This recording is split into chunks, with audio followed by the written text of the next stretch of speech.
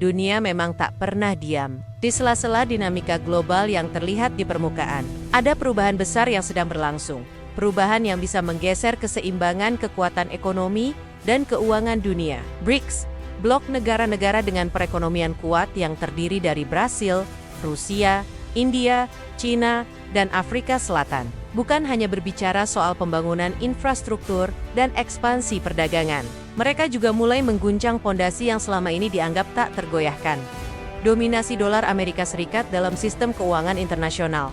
Gerakan ini sering disebut de-dollarization, upaya untuk mengurangi ketergantungan terhadap dolar di transaksi perdagangan internasional, penggunaan cadangan devisa, dan sistem pembayaran lintas negara, penggunaan mata uang lokal, sistem pembayaran alternatif, dan integrasi teknologi digital keuangan menjadi inti dari diskusi-diskusi BRICS belakangan ini.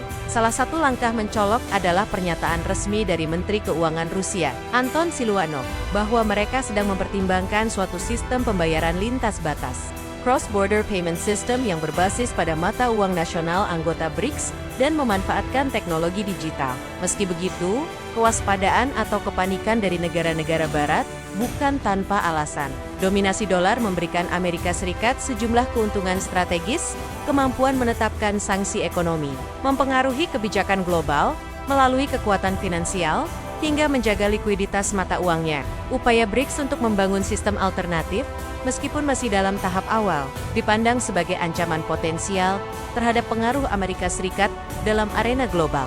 Penting untuk dicermati bahwa pernyataan seperti BRICS akan menggantikan SWIFT masih berupa rumor yang dikritisi secara hati-hati. Presiden Vladimir Putin pernah menyatakan bahwa mereka belum merencanakan sistem pengganti SWIFT secara keseluruhan. Infrastruktur yang ada dinilai cukup oleh beberapa pemimpin BRICS untuk saat ini. Meski begitu, ada pengakuan bahwa kebutuhan untuk meningkatkan transparansi dan memperkuat sistem pembayaran dalam mata uang lokal semakin dirasakan. India, salah satu anggota utama BRICS, juga menegaskan bahwa de-dollarization tidak menjadi bagian resmi dari agenda keuangannya. India memilih fokus pada perdagangan bilateral, menggunakan mata uang lokal, dan memperkuat hubungan keuangan domestik, tanpa ikut-ikutan de-dollarization secara agresif. Ini menunjukkan bahwa meskipun ada niat bersama, tidak semua anggota siap untuk melangkah sama jauh dalam hal mengurangi penggunaan dolar. Di sisi lain, ada bukti bahwa sistem pembayaran alternatif dan cross-border payments yang berbasis mata uang lokal sedang dipertimbangkan dan dikembangkan. Pemerintah Rusia menyebut bahwa inovasi keuangan, teknologi digital, dan aset keuangan digital dapat dipakai dalam pengembangan infrastruktur pembayaran dalam BRICS Turn Zero Search 2. Indonesia sendiri menunjukkan minat aktif dengan QRIS sebagai salah satu komponen dalam diskusi pembayaran lintas BRICS karena QRIS telah terhubung dengan negara-negara tetangga seperti Singapura, Malaysia, dan Thailand. Untuk negara-negara barat, perubahan ini menjadi sumber kecemasan. Ketika transaksi internasional tidak lagi harus melalui sistem pembayaran dominan barat, pengaruh sanksi dan alat keuangan sebagai instrumen diplomasi bisa menjadi kurang efektif. Jika BRICS berhasil membuat transaksi antar anggotanya berjalan lancar dengan mata uang lokal atau sistem pembayaran alternatif, maka efek kelembagaan dan finansial akan terasa sangat dalam.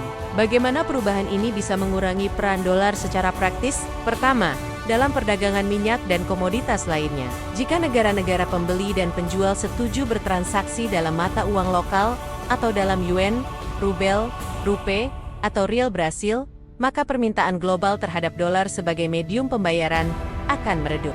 Kedua, bank-bank sentral bisa mulai mengurangi bagian cadangan devisanya yang berupa dolar, beralih ke aset berbeda, atau menyimpan sebagian cadangan dalam bentuk emas atau aset digital yang lebih beragam.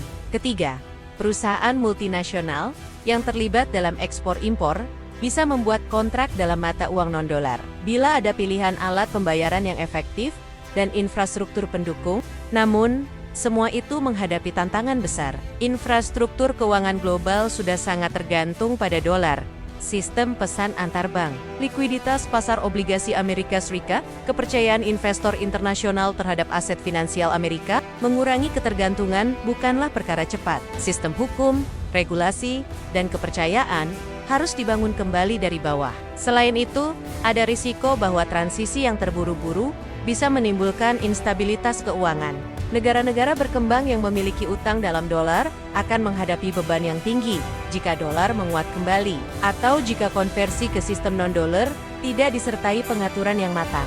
Volatilitas nilai tukar bisa meningkat, seperti juga bisa meningkatnya biaya impor barang dan kenaikan inflasi domestik. BRICS juga di dalamnya memiliki kepentingan yang berbeda dan tingkat kesiapan yang tidak sama.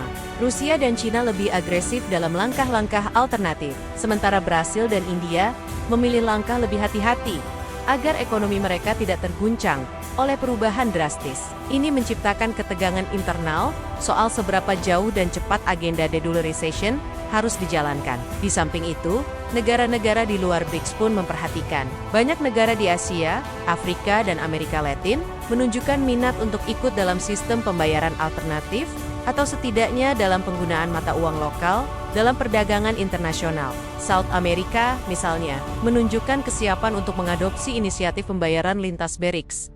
Yang menarik adalah bahwa meskipun ada desakan dari pihak Barat agar BRICS tidak menjadikan alternatif terhadap SWIFT sebagai tujuan langsung, BRICS tetap bicara tentang infrastruktur pembayaran yang transparan dan aman, serta penggunaan mata uang lokal. Ini lebih mudah diterima secara publik dan diplomatik daripada tuntutan untuk mengganti dolar secara penuh, yang akan sangat provokatif.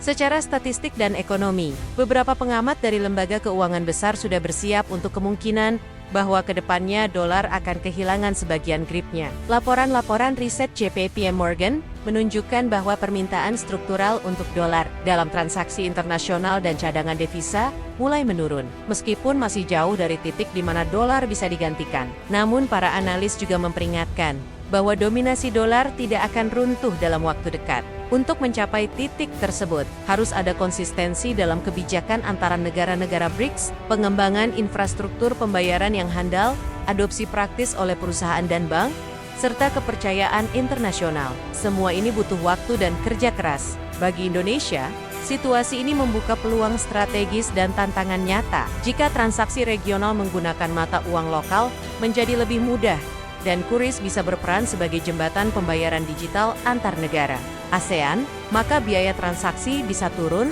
dan kerjasama ekonomi antar negara menjadi lebih efisien. Namun pergeseran ini juga menuntut kesiapan regulasi, kepercayaan investor, dan stabilitas moneter di dalam negeri. Restu publik pun menjadi penting.